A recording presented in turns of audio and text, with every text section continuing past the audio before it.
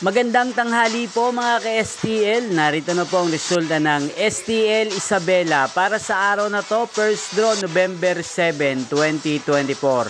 Araw ng Huwebes, naway ang mga natayaan nyo pong mga numero kanina ay manalo nawa ngayong hapong ito. 1 PM kaya't kunin nyo na po ang inyong mga tickets. Narito na po ang resulta.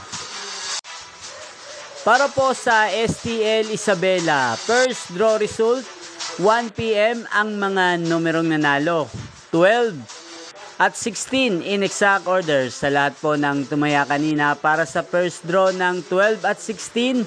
Congrats po sa inyo, panalo po kayo. Again, 12 at 16 in exact order. Ayan po, shoutout po natin ngayong araw na to si Kuya Ingo. Kuya Ingo ng Isabela, shoutout po sa iyo.